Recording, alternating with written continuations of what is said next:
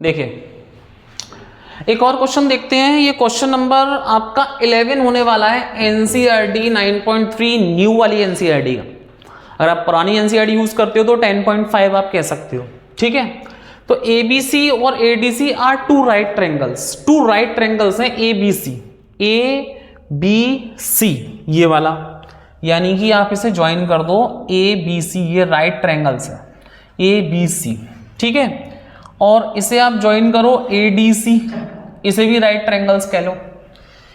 ADC are two right triangles with common hypotenuse AC, यानी कि एक हाइपोटेन्यूज होगी एसी, वो कॉमन है, ठीक है। तो देखिए ये हमने एसी एक डायमीटर ले लिया है और ये कॉमन हाइपोटेन्यूज हो गई। तो मैं आपको बताता हूं डायमीटर के टू एंड्स जहां पे मीट करते हैं, डायमीटर्स के ऐसे करके जहां पे मीट करेंगे वो 90 डिग्री बनाएंगे। ऐसी एसी डायमीटर है तो इसके टू एंड्स यहां मीट कर रहे हैं तो यहां पे भी 90 डिग्री बनाएंगे।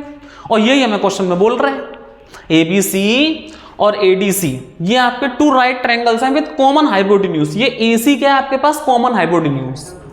प्रूव दैट क्या करना है कि सी ए डी यानी ये वाला एंगल और सी बी डी यानी ये वाला एंगल, ये दो एंगल प्रूफ करने हैं। अगर मैं इसे एंगल 1 नेम दे दूं और एंगल 2 नेम दे दूं तो बस थोड़ा सा हमारा फिगर बनाने का काम है, लेकिन ये बहुत इजीली प्रूफ हो गया, ठीक है ना, ठीक है। अब देखो मैंने क्या लिखा हुआ है यहां पर कि एडीसी और एबीसी राइट ट्रायंगल्स हैं, कॉमन हाइपोटेन्यूज एसी है, ये बनाया हुआ है। Draw a circle with AC as diameter, हमने ड्रॉ सर्कल किया, एसी को डायमीटर लिया और passing through the points B and D, और बी और डी से ऐसे करके पास होके गया, ठीक है। तो ये कॉमन जो वो है डायमीटर जहां पे मिलता है वहां पे angle in semi circle 90 degree बनाता है, ठीक है। अब हमें प्रूफ क्या करना है कि देखिए एंगल्स, अगर तुम CD एक सेगमेंट लो, अगर तुम CD एक सेगमेंट लो, CD एज अ सेगमेंट, अगर तुम CD एक सेगमेंट ले लो तो आप चेक करो कि CAD, एंगल CAD इक्वल किसके हो जाएगा, एंगल CAD ये वाला एंगल किसके इक्वल हो जाएगा, CBD के।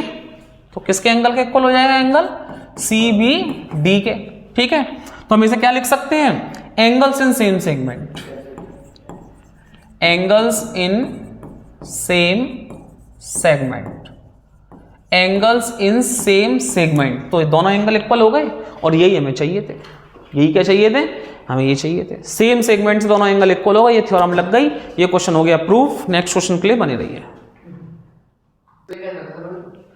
देखिए एक और आपका 12th वाला क्वेश्चन देखते हैं एनसीईआरटी का। हमें ये प्रूफ करना है कि prove that a cyclic parallelogram, ये पैरेललोग्राम है 11 ग्राम नहीं है, इसे अच्छे से समझ लेना, इज अ रेक्टेंगल, हमें ये रेक्टेंगल प्रूफ करना है, ठीक है। तो चलिए, तो इसमें हम आपका ये बनाते हैं,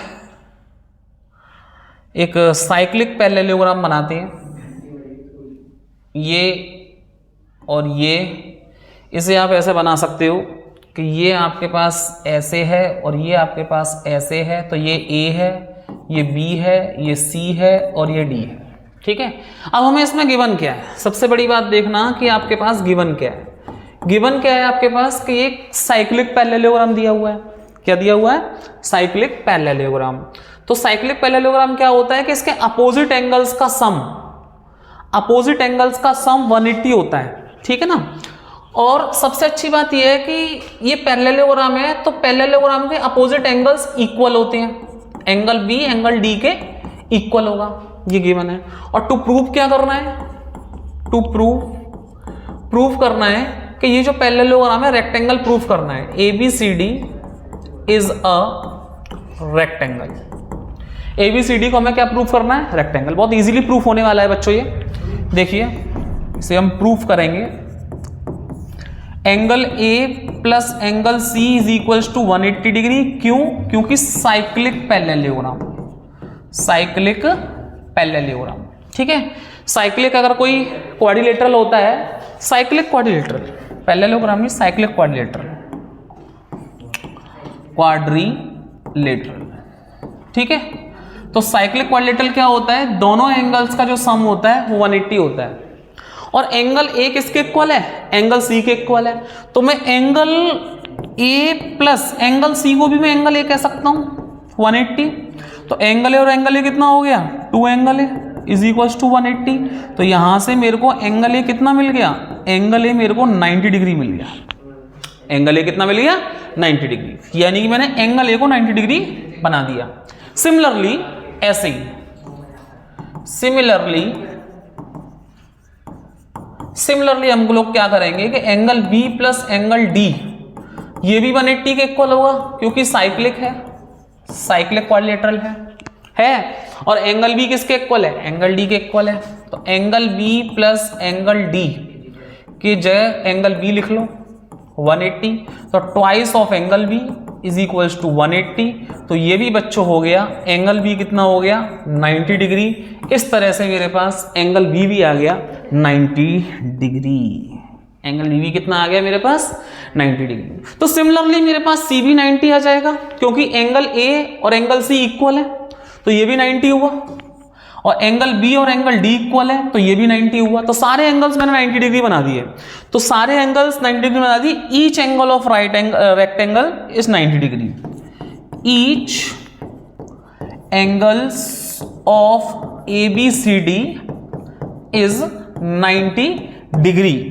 ठीक है, तो A B C D is a rectangle, A B C D is a rectangle, ये हमने प्रूफ कर दिया।